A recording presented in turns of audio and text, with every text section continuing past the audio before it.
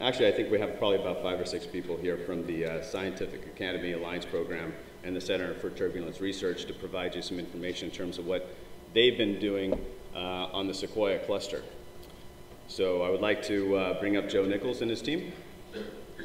So I'm Joe Nichols, and we're going to present with Ivan and Julian and Francisco some scaling studies for computational fluid dynamics and uncertainty quantification on Sequoia. And Sequoia is a great name. I just wanted to point out that we at Stanford here have also an affinity for large trees, but this I think is an Palo Alto redwood tree.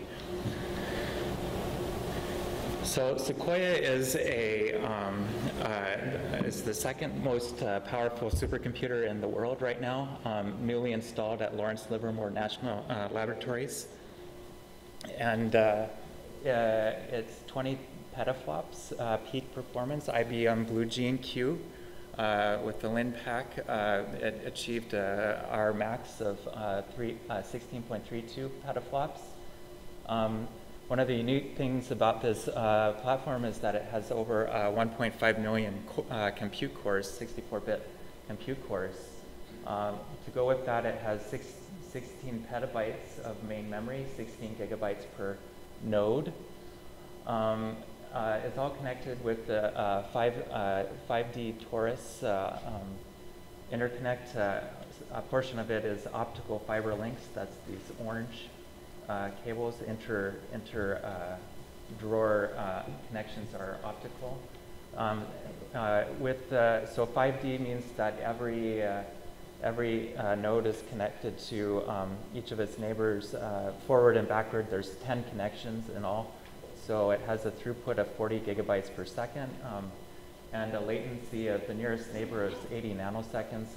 In the worst case scenario, it's up to 3 microseconds latency, which is really important for our CFD applications that we're running. It also has 55 petabytes of Lustre parallel file system, which is accessible through these special I/O nodes that are for every 1 in 128 compute nodes, there's one I/O node. January 18th, 2013, they opened it up for early science testing for PSAP researchers. So this is the results that we're going to show are about 2.5 weeks old. I mean, we'll show some that are from before that on other systems, but the scaling studies are actually 2.5 weeks old, so we kind of had to hurry to put this presentation together. This is what it looks like on the floor view. I just wanted to put this picture. This is one rack, one cabinet here, one section of this, this bank here.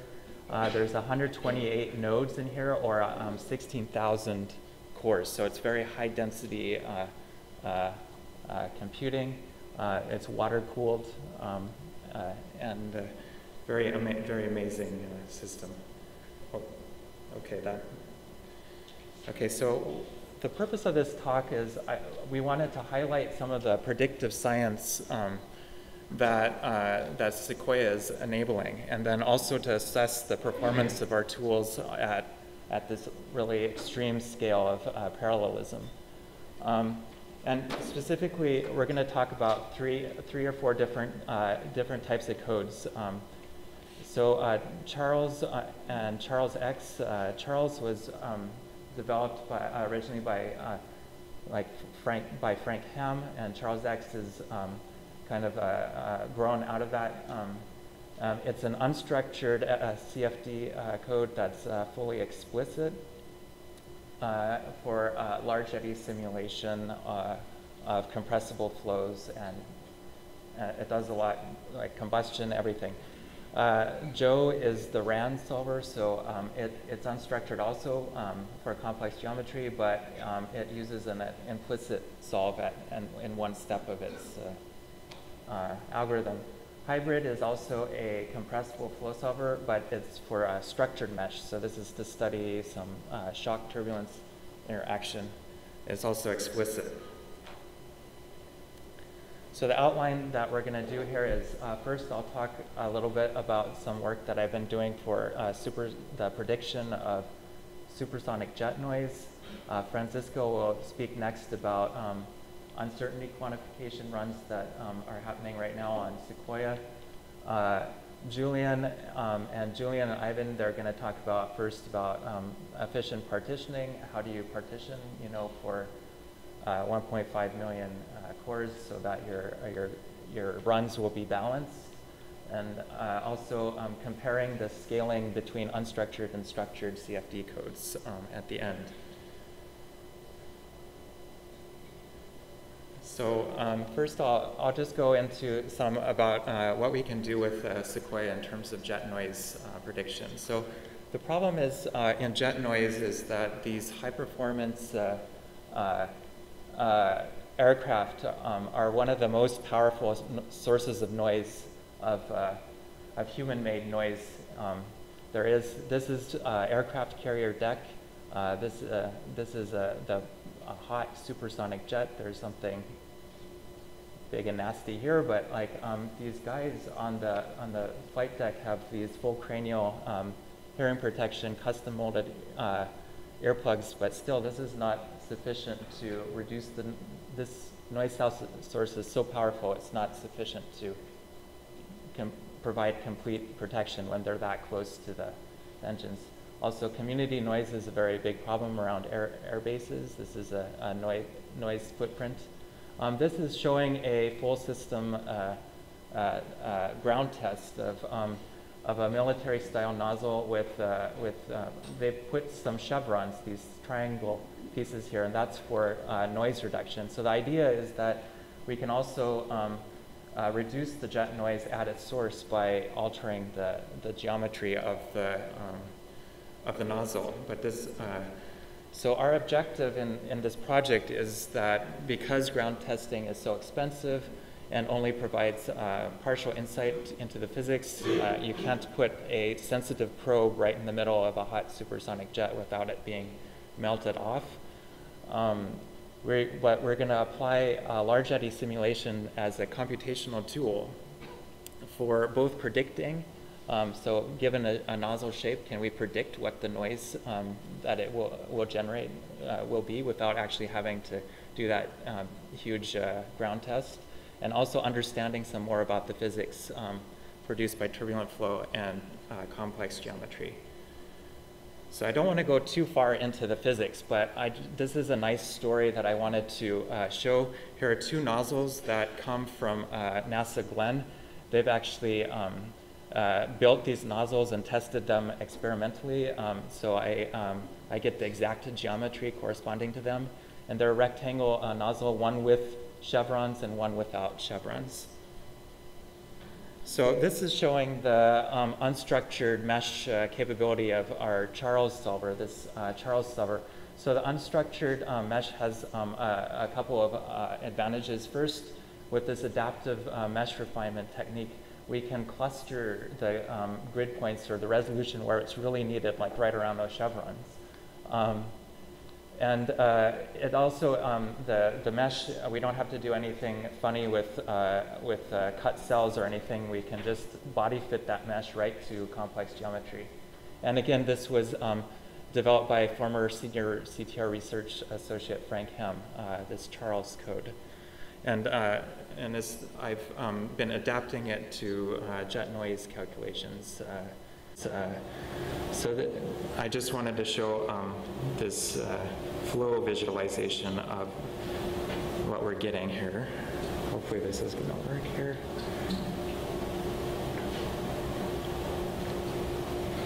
Okay.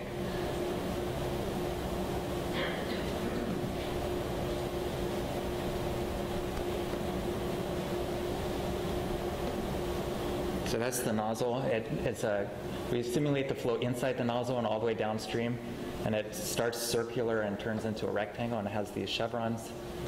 This is an isosurface of temperature to visualize what the flow is doing. It's very turbulent. It's Mach 1.4 supersonic jet. You can see the scales involved with the simulation. This is 520 mesh points, unstructured CVs. The red is the temperature, and now I'm showing the sound in the blue. You can see where the sound is coming from, and it's on a plane which is sweeping through the computational domain. So you can see some large-scale motions of the turbulence, as well as how it connects to the noise. And we'll see what the chevrons are doing a little bit more in the next simulation. With, okay.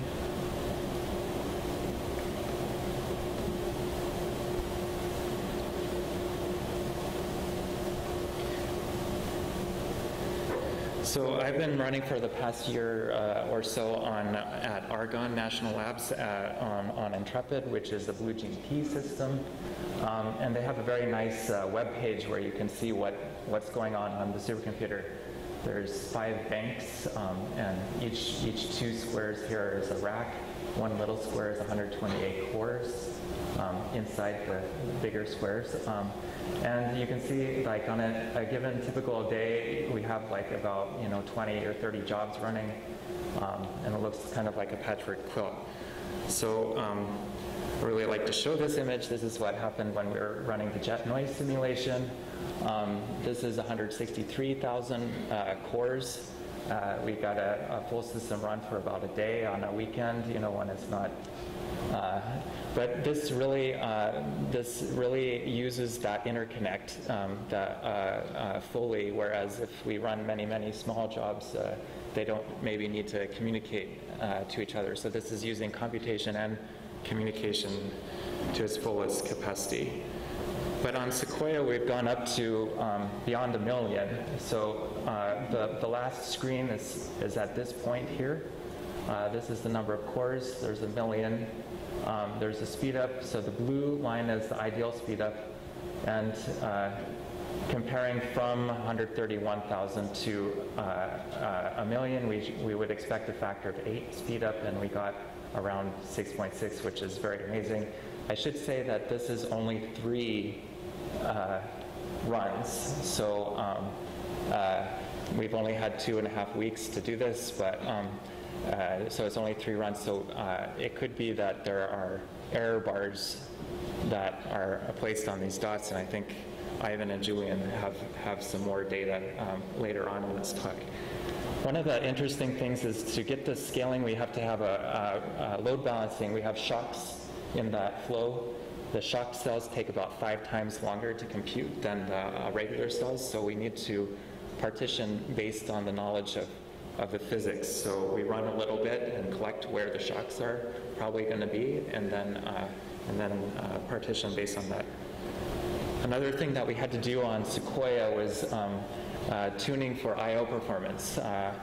Originally, we wrote from a 5 gigabyte field or something from every million processors. We were only getting about 250 megabytes per second.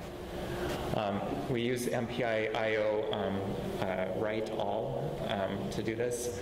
However, we found that doing some data aggregation ourselves and writing only from, like this is 128, so only 1 out of 128 processors are involved in writing. We can get up to about 2 gigabytes per second for that file size.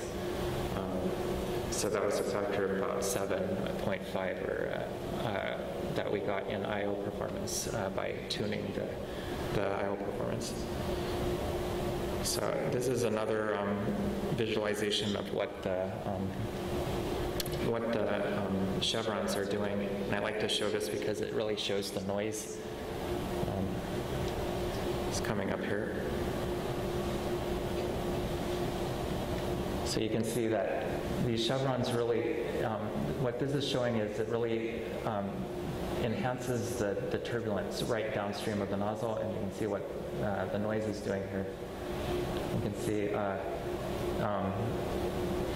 yeah, so that's what this is showing.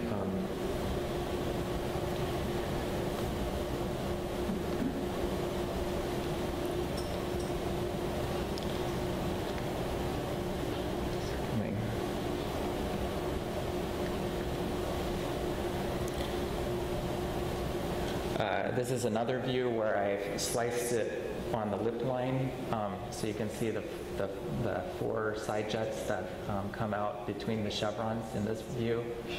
And what happens is you get these side jets that form like a plus-shaped cross-section downstream. So we can actually take this data field and go slice by slice to see what this is happening. And this C and D are very important for the main noise source generation. So the chevrons really shape this jet, and that's how they affect the noise. This is comparing with and without chevrons. So this is with chevrons, and this is without chevrons. A couple things you can notice right away is that the spreading rate is quite a bit different for the chevron, at least initially, than it is for the baseline. You can also see there's shock waves, there's shock cells that form right downstream of the baseline nozzle, but the chevrons really break up these shock cells. So to compare to the experiment, the black line is the experiment. This is frequency versus decibels on the vertical axis for an upstream angle, a lateral angle, and then a downstream angle. And then 2 different mesh resolutions. So you can see why we need 528 million or even more to get the predictive power out all the way out to the high frequencies. But this level of agreement is pretty amazing, that we can get the 2 humps in this case, and the other humps there. This for the chevron case. Another thing we can do with the simulations is go in and really look at that you really can't do this with experimental techniques. We can really look at what the sound field is doing. This is without chevrons, and then this is with chevrons. So you can see those shock cells are very well organized. The spreading is, in this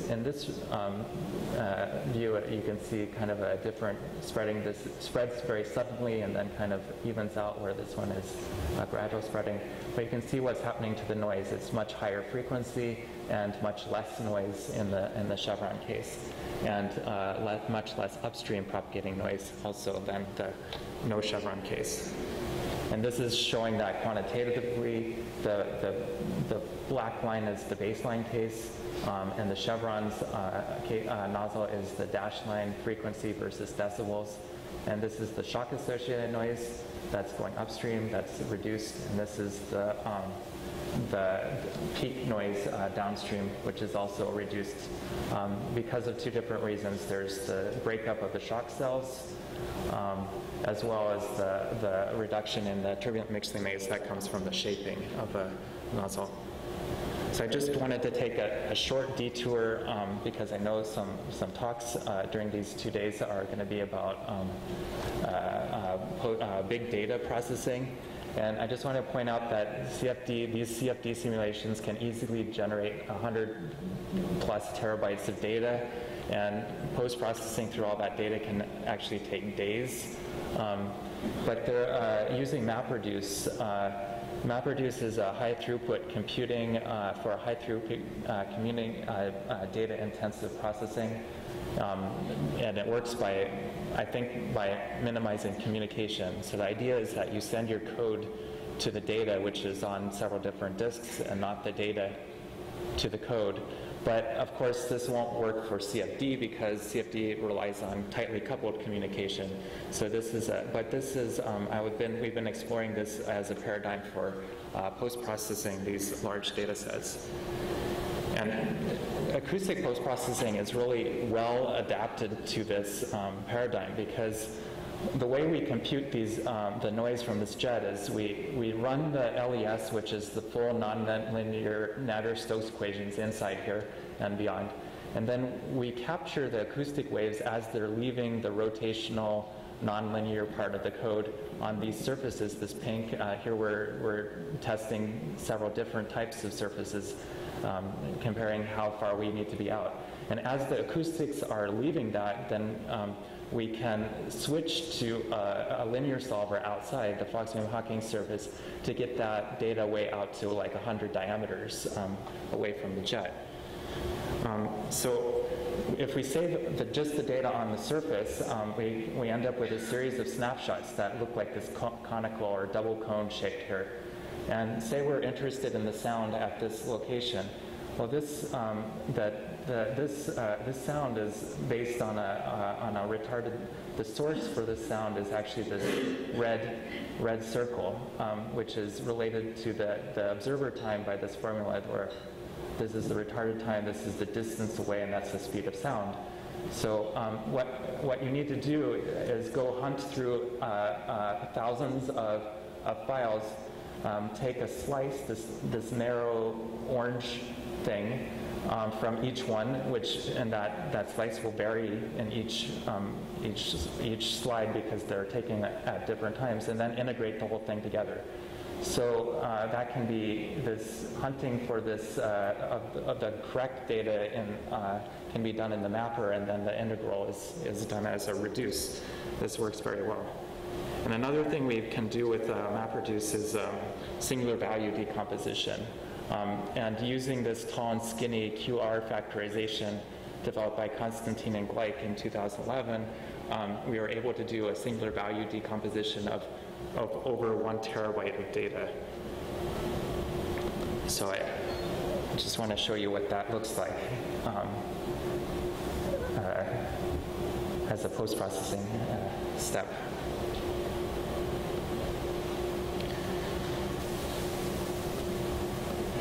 So this is what, this is a 45 million mesh, but this is 1 terabyte of data, what it looks like. The turbulent supersonic jets. This is a no chevron nozzle. And this is actually a screeching jet. So the shock cells don't just stay there. They go back, they start dancing around. And as they hit the shear layers, they're emitting an acoustic wave that's going upstream. And that feeds back, and it makes it can be 160, 170 decibels, very loud. And then this is the one mode that we got from this singular value decomposition. The red is the sound that's connected to this, to the dilatation here contour, and you can see kind of how it's hopping upstream. So that kind of provided us insight into what's going on in a screeching jet. So I'm going to turn it over to Francisco now. That's all for me. But thank you.